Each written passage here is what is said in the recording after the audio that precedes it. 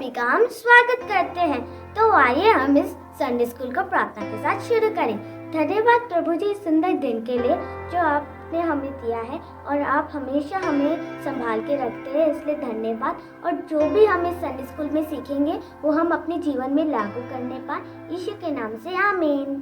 तो आप सब तैयार हैं मेरे साथ प्रभु की स्तुति आराधना करने के लिए?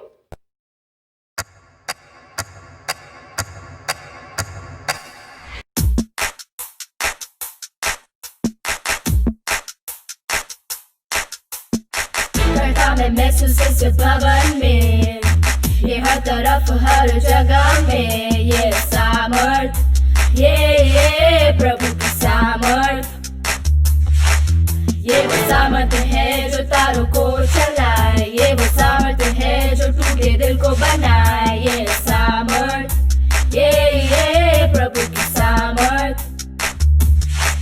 तो रोको मत अब तुम खुद को, तो प्रभु यहाँ है और वो जीवित है। लो चार कदम अपनी बाई ओर, 1 2 3 4, घूमो और बढ़ो अपनी दाई ओर, 1 2 3 4, कूदो 4 बार अपने आगे की ओर, 1 2 3 4, 4 बार कूदो अपने पीछे की ओर, 1 2 3 4, फ्रीज। सारे बच्चों तालियां बजाओ, अब रुको। घटा में महसूस इस भवन में, ये हर तरफ हर जगह में, ये सामर्थ, ये प्रभु की सामर्थ, ये वो सामर्थ है जो तारों को चलाए, ये सामर्थ है जो टूटे दिल को बनाए, ये सामर्थ, ये प्रभु की सामर्थ। तो रोको मत अब तुम खुद को, तो प्रभु यहाँ है और वो जीवित है। लो 4 कदम अपनी बाई ओर, 1 2 3 4, घूमो और बढ़ो अपनी दाई ओर, 1 2 3 4, कूदो 4 बार अपने आगे की ओर, 1 2 3 4, 4 बार कूदो अपने पीछे की ओर। Do it all again right now. लो 4 कदम अपनी बाई ओर, 1 2 3 4, घूमो और बढ़ो अपनी दाई ओर, 1 2 3 4, कूदो 4 बार अपने आगे की ओर, 1 2 3 4, 4 बार कूदो अपने पीछे की ओर, 1 2 3 4, फ्रीज। सारे बच्चे तालियां बजाओ, अब रुको। हेलो दोस्तों, मेरा नाम है स्माइली और मुझे हंसना बहुत पसंद है और मैं हमेशा चाहती हूँ कि मेरे दोस्त भी हमेशा खुश रहें। आज मैं आपके लिए एक कहानी लेकर आई हूँ। क्या आप सुनना चाहते हैं? तो ध्यान से सुनिएगा, क्योंकि कहानी के अंत में मैं आपसे एक सवाल पूछूंगी और आप मुझे उसका उत्तर देना, ठीक है? एक समय की बात है, एक गांव में एक किसान रहता था और उस किसान के 2 बेटे थे। उस किसान के पास एक डाक की बाड़ी थी। एक दिन उस किसान ने अपने पहले बेटे के पास जाकर कहा कि बेटा, क्या आज तुम डाक की बाड़ी में जाकर काम करोगे? उस बेटे ने पिता को मना कर दिया कि नहीं पिताजी, मैं तो नहीं जाऊंगा। पिता वहां से चले गए, लेकिन बाद में उस बेटे को बहुत बुरा लगा कि मैंने क्यों पापा को मना किया और वह डाक की बाड़ी में काम करने के लिए चला गया। पिता दूसरे बेटे के पास गया और उससे पूछा कि बेटा, क्या तुम जाकर डाक की बाड़ी में काम करोगे? उस बेटे ने कहा, हाँ पिताजी, मैं जाऊंगा। लेकिन आपको मालूम है, वह बेटा खेत में नहीं गया, काम करने के लिए नहीं गया। हाँ तो बोला, लेकिन वह काम करने के लिए नहीं गया। अब मेरा आपसे एक सवाल है, इन दोनों बेटों में से किसने पिता की बात को माना, पिता की आज्ञा को माना? आप बताओ मुझे। हाँ, पहले वाले बेटे ने, जिसने मना किया था, उसी ने पिता की बात को माना। बच्चों, हमें भी परमेश्वर की और अपने माता पिता की आज्ञा को मानना है। तो ठीक है बच्चों, हमेशा यह बात याद रखना कि हमें आज्ञाकारी बनना है। हेलो दोस्तों, तो आज हम सीखेंगे ईशु के जैसे आज्ञाकारी बनना है। तो आइए बाइबल में से हम इस विषय को सीखेंगे। तो आइए हम सब मिलकर इस आयत को पढ़ें।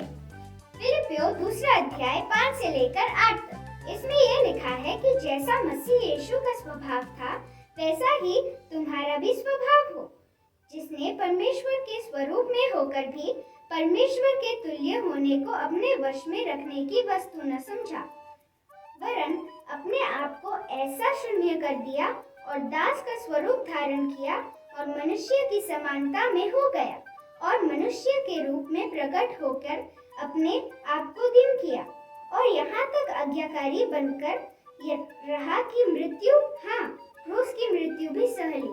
तो बच्चों, अभी जो अध्याय हमने पढ़ा, हम प्रभु यीशु मसीह के जीवन को देखते हैं कि प्रभु यीशु मसीह का जीवन एक आज्ञाकारिता से भरा हुआ जीवन के बारे में वहाँ हम पढ़ पाते हैं।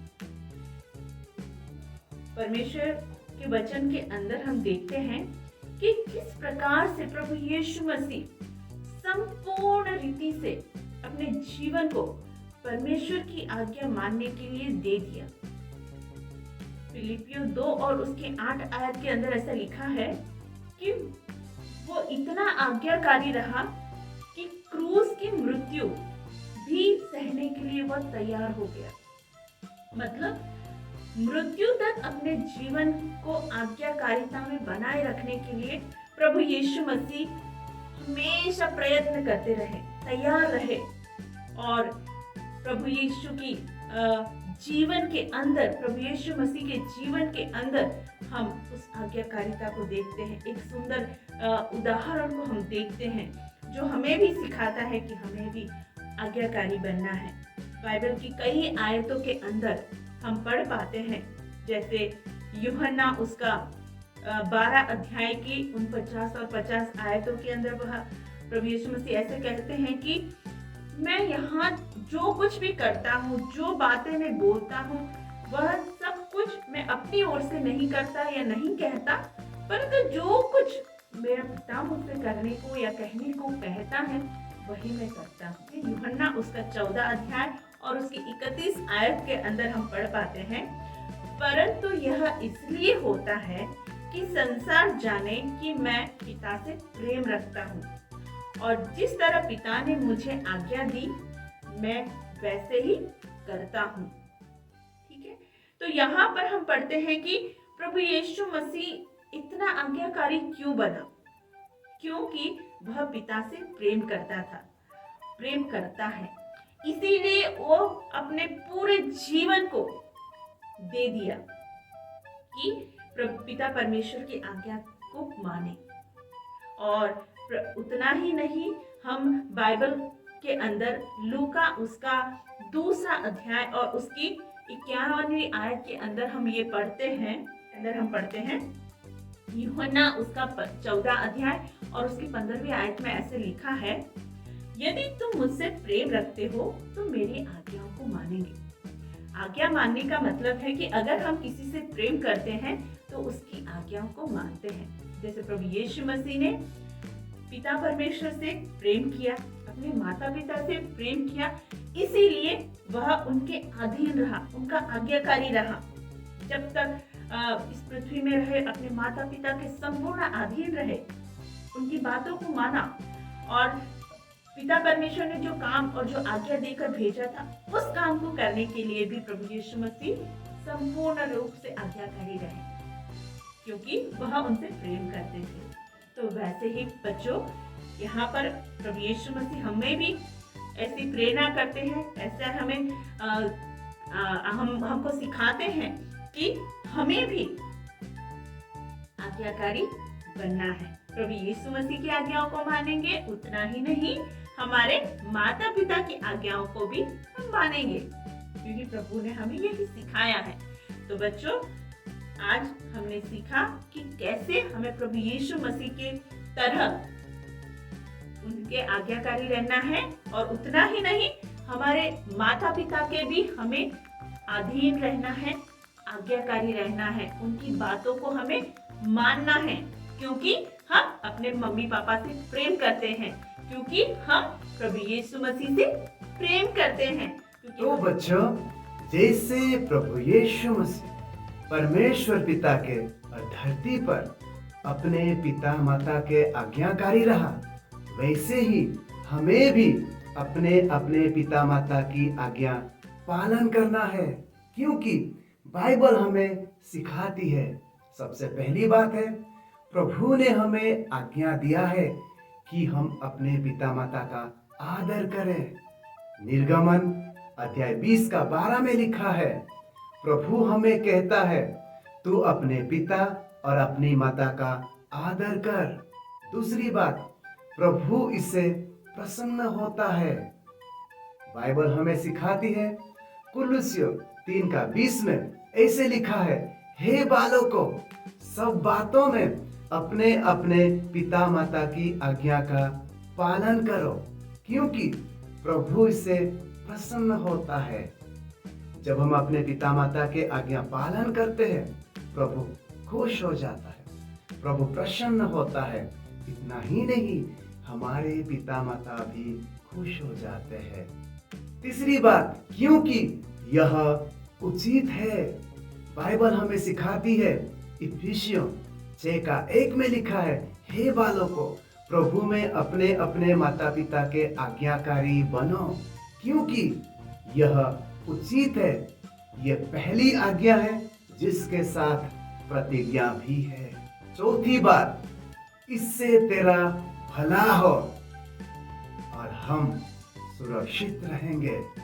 बाइबल हमें सिखाती है, इफिसियों 6 का 3 में लिखा है कि तेरा भला हो। पांचवी बात, हम धरती पर बहुत दिन तक जीवित रहेंगे। इफिसियों 6 का 3 में लिखा है, और तू धरती पर बहुत दिन तक जीवित रहे। हमारे पिता माता परमेश्वर की ओर से है, इसलिए हमेशा हमें उन्हें आदर करना है और उनकी आज्ञा का पालन करना है, क्योंकि बाइबल हमें सिखाती है। हम आज्ञाकारी कैसे बन सकते हैं? मैं आपको एक सिंपल सा फॉर्मूला बताऊंगी जिससे हम याद रख सकते हैं कि हमें आज्ञाकारी कैसा बनना है। Ice, ICE, ice. I for immediately यानी तुरंत, C for cheerfully यानी हंसी खुशी से, और E for exactly ठीक ठीक। भूलना नहीं, आइस याद रखना। I for immediately यानी तुरंत, C for cheerfully यानी हंसी खुशी से, और E for exactly ठीक ठीक। तो आइए हम सब मिलकर कुछ आयतों को याद करें। इफिसियों 6 का 1 से लेकर 3 तक। हे बालकों, प्रभु में अपने माता पिता की आज्ञाकारी बनो, क्योंकि यह उचित है। अपने माता और पिता का आदर कर, यह पहली आज्ञा है जिसके साथ प्रतिज्ञा भी है कि तेरा भला हो और तू धरती पर बहुत दिन जीवित रहे। तो आइए हम सब मिलकर इसको एक और बार याद करें। इफिसियों 6 का 1 से लेकर 3 तक। हे बालकों, प्रभु में अपने माता पिता के आज्ञाकारी बनो, क्योंकि यह उचित है। अपने माता और पिता का आदर कर, यह पहली आज्ञा है जिसके साथ प्रतिज्ञा भी है कि तेरा भला हो और तू धरती पर बहुत दिन जीवित रहे। तो बच्चों, आज हमने सीखा है आज्ञाकारिता के बारे में। तो आइए हम सब मिलकर प्रार्थना करें। परमेश्वर पिता, हम आपका धन्यवाद करते हैं इस सुंदर समय के लिए जो आपने हमारे जीवन में दिया। आज हमने आज्ञाकारिता के विषय में सीखा है। प्यारे प्रभु यीशु के जीवन से हमने सीखा कि हमें कैसे आज्ञाकारी रहना है आपके प्रति, प्रभु यीशु मसीह के प्रति और हमारे माता पिता के प्रति हमें कैसे आज्ञाकारी रहना है, वो प्रभु हमने आपके वचनों से सीखा। प्यारे प्रभु, आप हमारी भी सहायता और मदद कीजिए, आपके पवित्र आत्मा को हमें दीजिए ताकि वह हमें सही निर्णयों को लेने के लिए, माता पिता की आज्ञा को मानने के लिए, बाइबल में दिए हुए हर एक आज्ञाओं को मानने के लिए पवित्र आत्मा हमारी सहायता करे।